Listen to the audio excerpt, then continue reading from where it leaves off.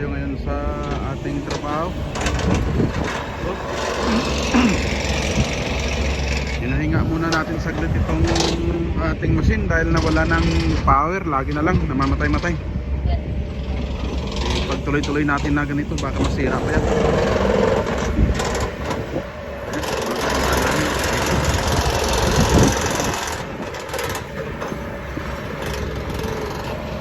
Babaktil sana tayo guys. Ito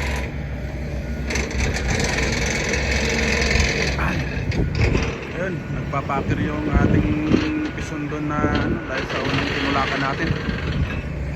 Ito na rin sana dito. Tulaksan na natin itong pile ng lupa na yan. Kaya lang ano ba na ang problema sa truck loader na ito? Laging namamatay-matay pag itaas mo yung yung boom. Easy lahat. Matawa-tawa na sana ngayon guys, pero itong problema. Ayan, kita natin. Kasi natin. Shout out dyan. Shout out sa mga kasama natin. Shout out sa Mike's Crew, Locon Team. Yan. Busy. Shout out dyan sa mga kasama natin, sa mga trupang Pinoy dyan, sa kay Joel at saka kay Daniel. Shout out dyan sa mga kaibigan natin, sa mga kakilala natin dyan, sa kapwa natin nagtatrabaho sa construction guys. Shout out lahat. Ganyan lang yung trabaho. Wala tayong magawa nito.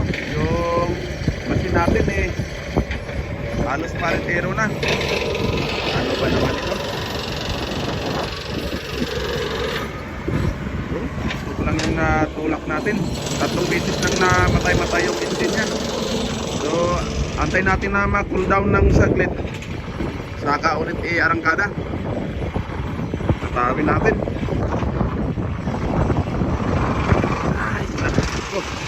Baba tayo guys. Ayan, yung machine natin. So, ano ba naman nangyari dito? Nayari natin yung machine. Ganito lang talaga guys. Minsan kabuhol-buhol din yung trabaho natin. Kahapon packer yung laging nadadali. Ngayon machine naman natin. Pinalitan na yung packer yung machine na naman natin yung sumunod. So guys, hanggang dito na lang muna. Maraming salamat at sa inyong pagsuporta sa atin. Thank you very much. Hanggang sa muli. God bless po sa ating lahat. Bye bye guys. Bye bye.